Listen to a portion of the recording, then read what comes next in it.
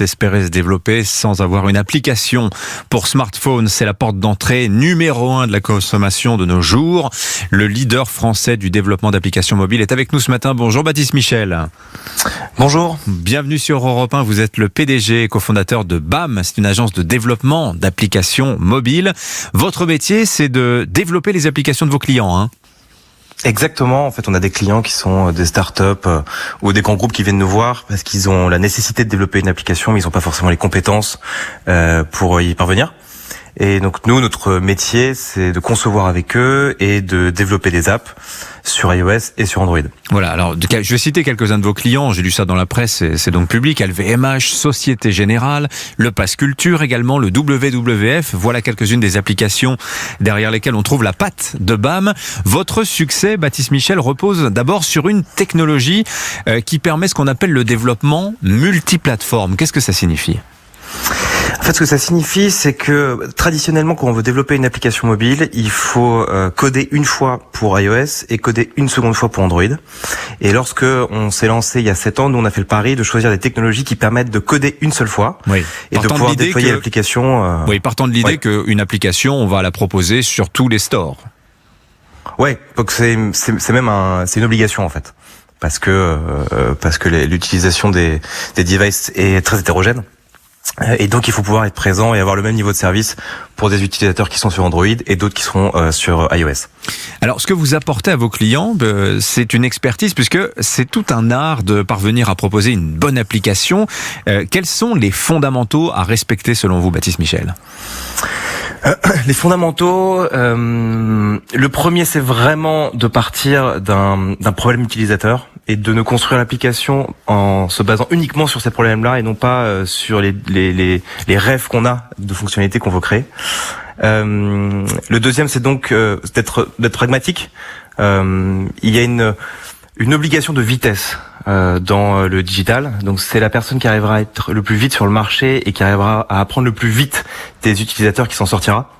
Et c'est dans ce sens-là où les technologies multiplateformes sont très efficaces parce qu'elles permettent d'être plus rapidement sur l'ensemble des devices. Voilà, vous dites aussi, à la lecture de la presse, en vous lisant, vous dites c'est important d'avoir une application qui a de bonnes performances, qui ait pas de délai d'affichage par exemple, et il faut veiller aussi à la taille de l'application. Il y a des statistiques qui montrent que plus une application est volumineuse, qu'elle prend de place dans la mémoire du téléphone, moins elle est installée. Oui, une statistique qui est assez impressionnante. Tous les 6 mégas, on perd 1% de taux de conversion. Donc la taille des applications, au-delà du fait que c'est un marqueur de bonne performance, est un point qui est très très important pour les utilisateurs. Qu'est-ce que ça représente aujourd'hui ? Je disais que c'était la première porte d'entrée pour la consommation de nos jours, le téléphone dans les usages quotidiens et puis surtout les applications que l'on utilise. C'est le premier écran pour accéder à Internet en France et dans le monde. Et c'est assez récent, mais maintenant le smartphone est vraiment loin devant. Et puis si on regarde le premier semestre de 2021, il y a eu 65 milliards de dollars qui ont été dépensés dans les applications mobiles. Et c'est 25% de croissance en plus par rapport à 2020, qui elle-même était une année exceptionnelle par rapport à 2019. Donc aujourd'hui, c'est un marché qui est énorme et c'est des usages qui sont constants, quoi. Une autre statistique qui est intéressante, en France, en moyenne, les gens passent 3h30 devant leur smartphone et 90% sur des apps. Donc c'est même plus qu'un objet du quotidien, c'est un objet de chaque minute, quoi. Mmh. Quel a été l'impact de la crise sur le marché des applications mobiles, Baptiste Michel ? Il a fait gagner 2-3 ans, je pense, dans l'usage mobile. Il y avait des pratiques, par exemple, de livraison, de courses en ligne, qui étaient existantes, mais qui étaient moins fortes qu'aujourd'hui. Et il y a les jeux aussi qui ont explosé. Les jeux, les petits jeux vidéo sur mobile, c'est ça que... Oui. Exactement. D'accord. Est-ce que parmi votre clientèle, vous voyez arriver aujourd'hui des petites entreprises qui n'avaient pas forcément le réflexe d'avoir une application ? Est-ce que vous voyez le marché s'élargir en direction des entreprises moins importantes en taille que celles qui sont déjà présentes dans les stores ?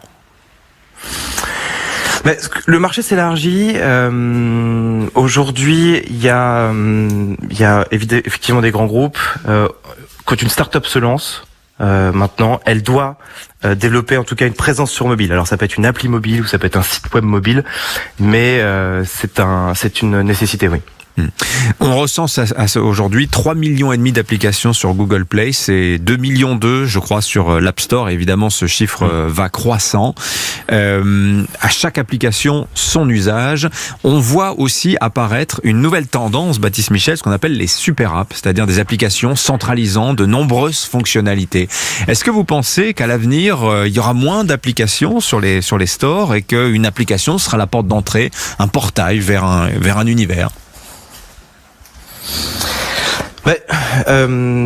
Je pense que c'est une des tendances qu'il faut vraiment surveiller effectivement, parce que ce qu'on observe, c'est que les gens utilisent de moins en moins d'applications différentes. En moyenne, sur un an, un utilisateur va utiliser à peu près 40 applications. Et donc, les super apps sont un peu une réponse à ça. Comment on peut faire pour avoir plus d'usage en utilisant des applications réduites? Ça vient de l'Asie, avec WeChat notamment.